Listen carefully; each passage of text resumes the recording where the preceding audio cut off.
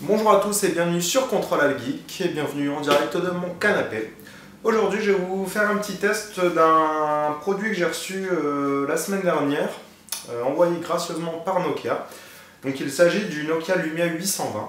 Donc j'ai pu le tester pendant une semaine et donc je vais vous faire un petit retour sur ce smartphone. By Nokia donc. Donc boîte assez classique par rapport à ce qu'on trouve maintenant. Niveau packaging, tout ce qu'il y a de plus simple, un chargeur, un kit main libre et puis une notice. Donc là de ce côté là, pas de réelle surprise. Donc côté smartphone, donc il m'a envoyé un joli smartphone tout jaune. Donc c'est pas forcément la couleur que je préfère, mais bon je suis pas là pour discuter sur la couleur puisqu'il y a tout un choix de coloris disponible et surtout les coques sont interchangeables. Donc de ce côté là, pas de souci. Tant qu'à y venir, je vais vous faire une petite démonstration de comment on change la coque et surtout de ce qui se passe derrière la coque. Donc quand on retire la coque, on a un accès à la batterie. Donc une batterie qui fait 1650 mAh, donc c'est ce qu'on trouve dans la majeure partie, enfin dans la majorité des téléphones de maintenant. On a un slot micro SD et on a un slot micro SIM. Donc ça permet d'avoir un petit peu plus de mémoire comme la majeure partie des téléphones le proposent maintenant. Donc je vais maintenant vous allumer le téléphone et puis on va voir ça ensemble.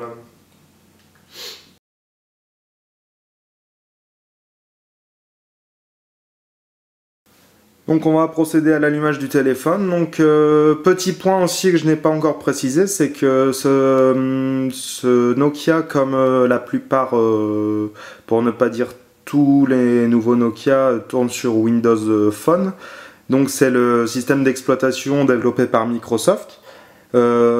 Avantage pour ceux qui connaissent déjà Windows 8, c'est que c'est exactement la même interface qui est reprise, à savoir l'interface qu'on appelait avant Metro.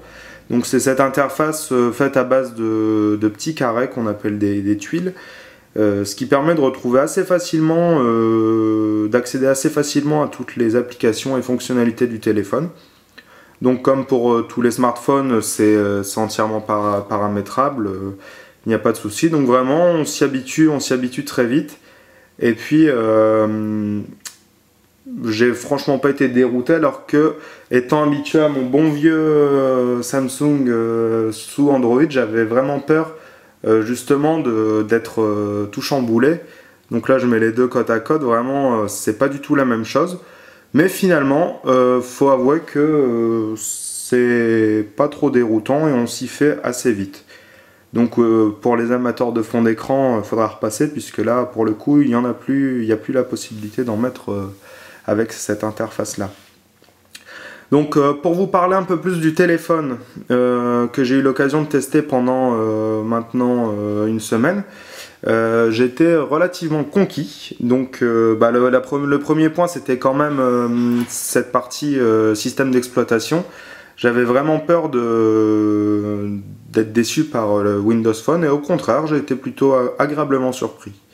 Donc au niveau du téléphone en lui-même, donc comme sur tous les téléphones maintenant, il possède une prise jack 3.5, une prise jack classique.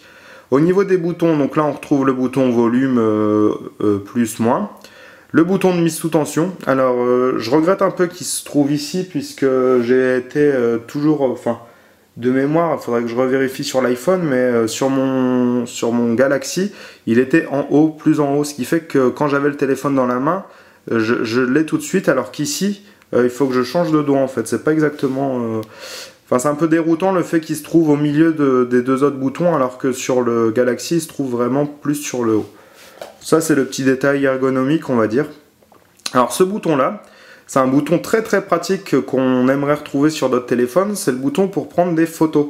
Notamment, c'est l'utilité première que j'en ai trouvée, c'est qu'on appuie ici, directement on passe en mode photo, et ce qui nous permet d'avoir un bouton physique pour prendre la photo. Alors ça c'est vraiment pas du luxe puisque ça permet d'éviter de bouger.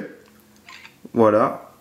Là, ça permet d'avoir des photos moins floues et surtout d'avoir un bouton physique, ce qui est pas plutôt intelligent. Côté côté connectique, donc on retrouve un port micro USB classique, donc c'est exactement les mêmes qui équipent maintenant les Android. Donc ça c'est plutôt bien, comme ça permet d'avoir toujours qu'un chargeur à gérer, et puis surtout ça permet de s'échanger les chargeurs en soirée. Je pense que tout le monde a pu connaître ça ici. En soirée on n'a plus forcément de batterie et puis on n'a pas pris son chargeur, donc voilà quoi, c'est cool. Donc là il y a une petite enceinte qui permet d'avoir un son relativement correct, même si les puristes diront sans doute le contraire, mais pour un utilisateur classique le son est vraiment correct. Au niveau des photos, donc la pub, il y a une pub en ce moment qui tourne à propos du Lumia justement, qui explique en fait aux photographes qu'ils peuvent se passer de leur appareil photo grâce au Nokia, qui permet de faire des photos sublimes.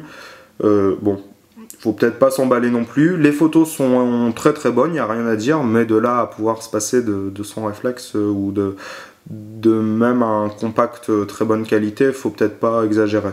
Mais c'est vrai que il offre un capteur très très correct.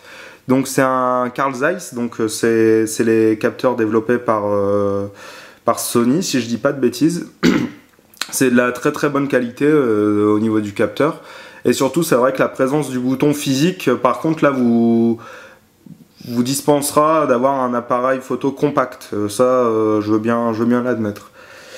Côté capteur VGA, donc de face, à la limite moi je m'en sers jamais, donc j'ai pas grand chose à redire à cela. Même si la qualité est pas très très bonne, je crois que c'est du 700 000 pixels, donc c'est vraiment pas non plus mirobolant, mais bon, moi à la limite j'en ai pas besoin de plus, je m'en sers une fois par an. Coucou. Voilà, donc vous voyez bien le bruit qu'il y a sur le rendu, hein. On sent bien que c'est du 700 000 pixels de ce côté-là. Voilà. Que dire de plus? Donc au niveau autonomie, par rapport à mon Galaxy S2, je suis à des autonomies qui sont relativement équivalentes. Je me suis pas amusé à faire des tests très poussés. Moi, l'utilisation que j'en fais que je recharge mon téléphone tous les soirs, donc le Nokia pour le coup a eu exactement le même traitement.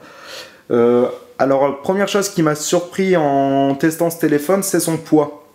Alors forcément vous allez avoir du mal à vous rendre compte en vidéo, mais il est très très lourd. Ce qui me rappelle les premiers iPhones que j'ai pu avoir dans la main, c'est qu'il semble assez compact, mais au final il est très lourd. Comparé au Galaxy S2 qui fait très jouet, on va dire, à côté, de par son poids, vraiment le Lumia 820 est très très... Enfin, je l'ai trouvé lourd. Alors, de mémoire, alors comme j'ai la balance sous la main, vous allez me dire c'est magique, je vais pouvoir vous montrer combien il pèse. Alors, on arrive à 159 grammes. Alors que pour le Galaxy S2, on arrive à 124. Alors il y a 35 grammes d'écart. Vous allez me dire 35 grammes c'est pas beaucoup, mais finalement pas sur une centaine de grammes, on se rend compte que c'est quand même assez élevé. Bon, c'est un petit détail, c'est vrai, mais il fait assez lourd, mais en même temps c'est un côté aussi rassurant puisque on a vraiment l'impression de tenir quelque chose de solide et de costaud. Et je pense réellement que c'est le cas avec ce produit, dont la finition est vraiment parfaite. J'ai rien à redire là-dessus. Donc voilà pour ce test.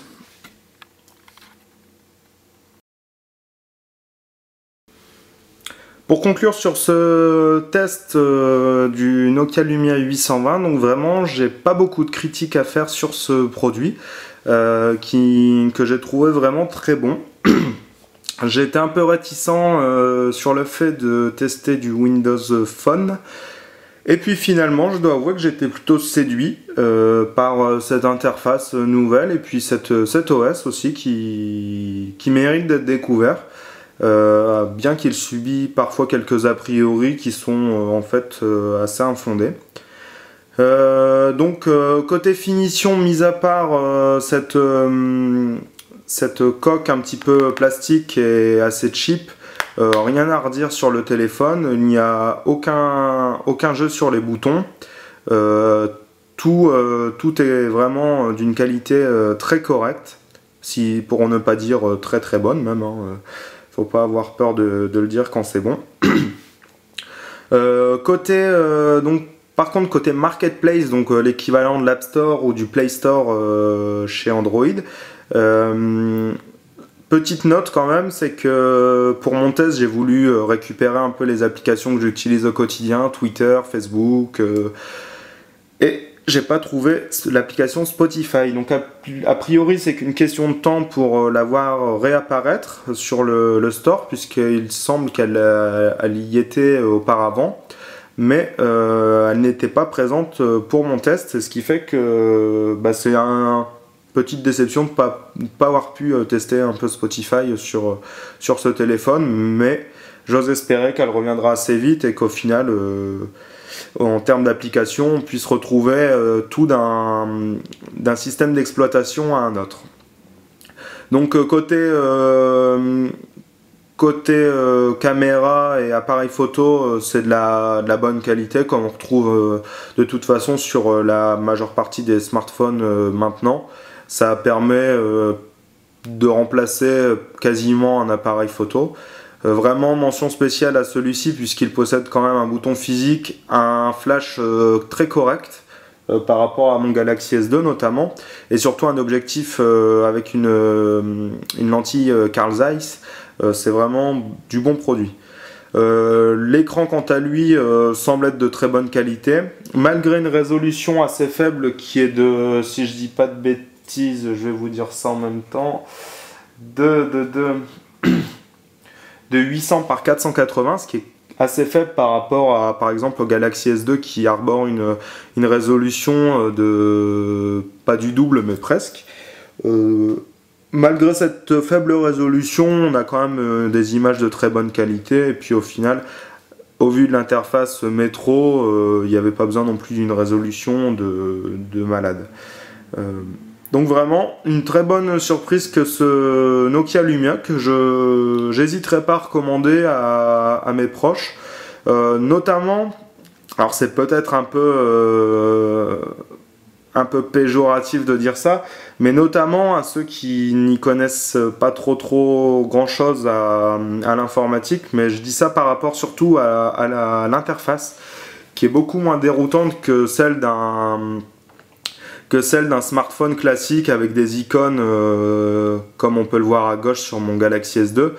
Je trouve cette interface plus intuitive et vraiment plus simple à utiliser, mais c'est pas pour autant que des utilisateurs expérimentés n'y trouveront pas leur compte, puisque vraiment moi en tant qu'informaticien j'ai vraiment été très satisfait de ce produit. Et j'hésiterai pas non plus à le recommander dans mon cercle d'amis et utilisateurs aguerris. Voilà, c'est tout pour ce test. Je voulais remercier Nokia quand même qui m'a